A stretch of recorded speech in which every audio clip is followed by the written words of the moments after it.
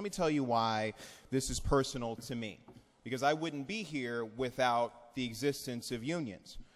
Now, my grandpa didn't come from much. The last year of school he finished was 8th grade, and when he returned from fighting for our country in the Korean War, he came back to the city of Chicago and was able to get a job as a member of the United Steelworkers Union working at Reynolds Metal Company.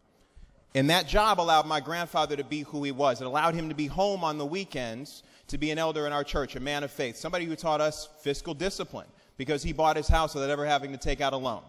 That's the kind of man that this job allowed my grandfather to be. And we had a weekend, by the way, because of the labor movement that created it in the first place.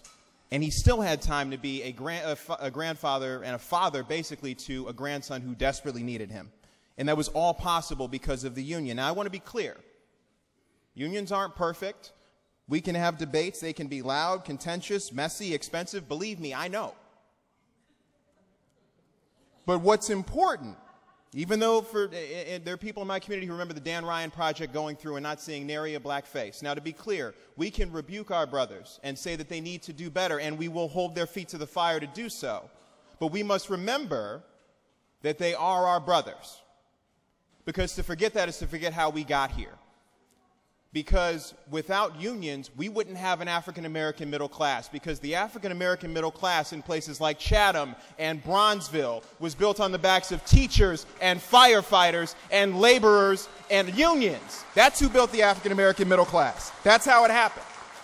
We are standing on their shoulders to even be in this chamber today. Now, we have challenges we must face as a state. Of finance, yes, but primarily of equality of opportunity. And unions have always been the way by which people have entered the middle class. That's how they get there. That's what's on the line today.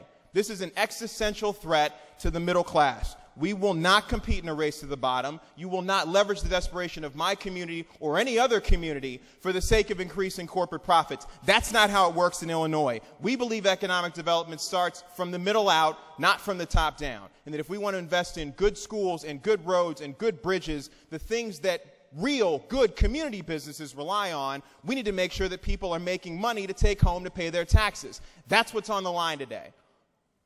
I leave you finally with the words of Martin Luther King, who talked about right to work and who was assassinated in Memphis organizing with sanitation workers, who said about right to work, in our glorious fight for civil rights, we must guard against being fooled by false slogans like right to work. It is a law to rob us of our civil rights and our job rights. Its purpose is to destroy labor unions and the freedom of collective bargaining by which unions have improved the wages and working conditions of everyone, not just union people, but anyone in the middle class. Wherever these laws have passed, wages are lower, job opportunities are fewer, and there are no civil rights. We do not intend to let that happen to us. We demand this fraud be stopped. Now, today, members, you may argue about whether or not this is a negotiated or agreed bill, but the bottom line is the bill is on the board.